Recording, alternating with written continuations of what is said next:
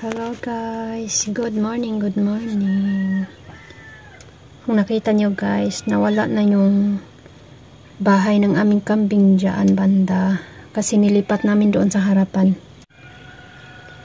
para kapag kanilabas namin sila mainitan agad pa. Sobrang lamig kasi ngayon. Yan, mga ibon na lang ang natitira dyan.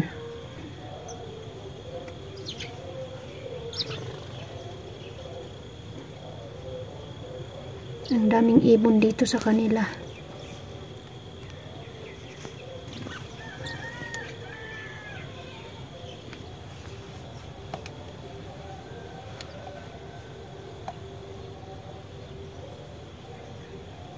Ano kayang ginagawa na dyan? Nagpapainit ata.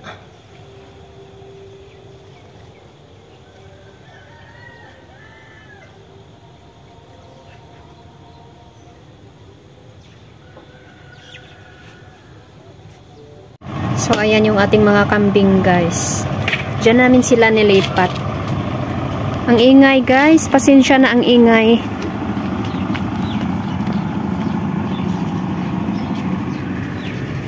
Inaayos kasi nila yung kanal. Inaayos nila yung kanal. Ayan, guys.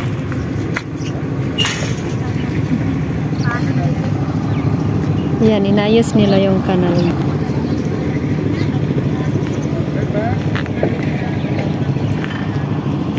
May mga footprints ng manok. Oh. Tapos sinabihan nila ako kahapon na wag daw ako maglaba ng kahit mga 2 araw daw. Kasi dadalo yung tubig sa kanal. Tapos mababasa yung semento. So ang ginawa ko na lang guys, nilagyan ko ng pipe yung ayan. Yung aming gray po. Kaunti lang yung ating manok guys, nabinta lahat. Ayan, parang broiler. Pero local yan guys, native yan na manok. Para siyang broiler. Kasi yung tatay nila ay puti, kulay puti. At saka yung nanay.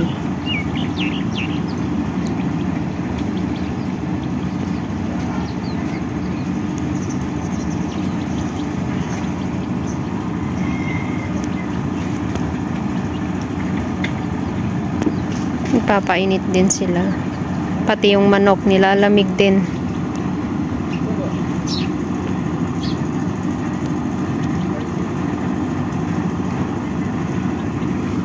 Ang ingay sa labas. Naubos na yung kanilang damo. Saan na naman tayo hahagilap nito ng damo? Ang bilis niyong kumain, naubos agad. Yan yung ating kambing na malaki na siya. O dito muna kayo, hanap tayo ng damo ha. Maghanap tayo ng damo. So dito naman tayo sa garden guys. Video tayo dito. Kaalis lang ng anak ko. So mag-isa na naman tayo sa bahay.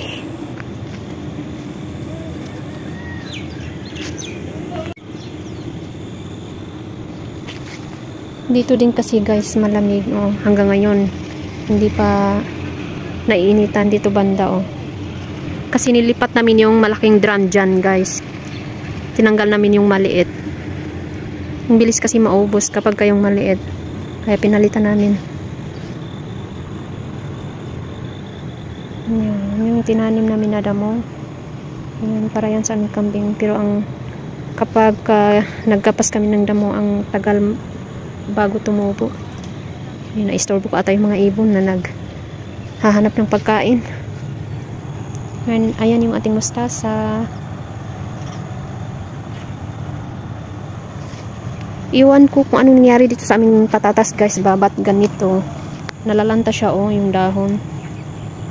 Sabi ng aming kapitbahay, isprayhan daw namin ng vitamins. Ginawa naman yun ng asawa ko kaso hindi pa rin siya maganda. Nalanta pa rin yung kaning dahon.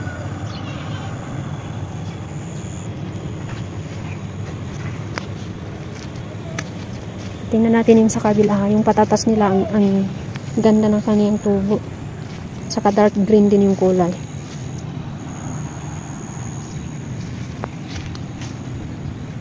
Kulang pa ata tayo ng experience guys. O so ayan yung ating tori. Parang sa taon na to makapal yung aming tori.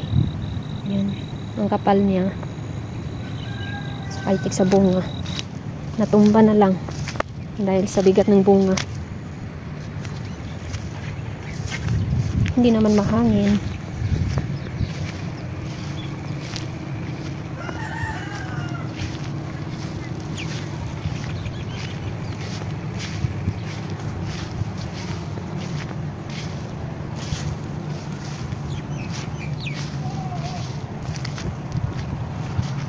So ayan yung patatas ng aming kapitbahay guys. So ayan, ang ganda ng kanilang patatas. May nalalanta rin pero hindi naman lahat. Napaka dark green niya pero yung sa amin yellow green yung dahon.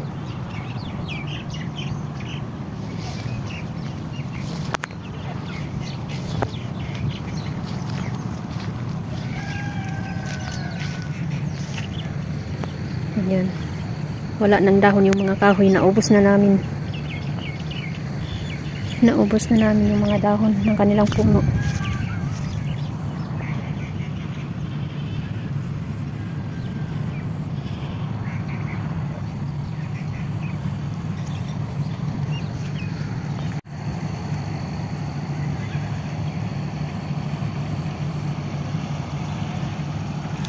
Ang sakit talaga sa tainga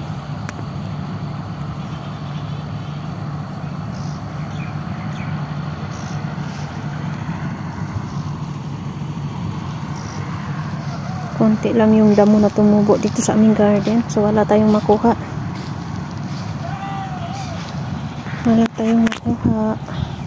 Para si kambing.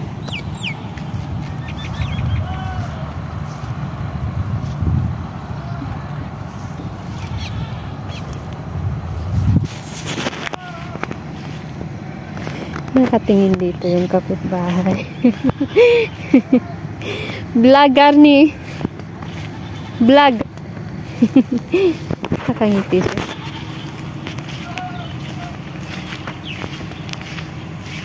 Yes. Kaya talaga ako mag-vlog dito sa labas eh. Pero nagtitiktok din naman sila.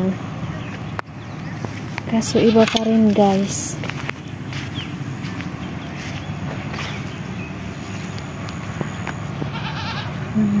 Kala ng mga kambing. May dala ako ng damo.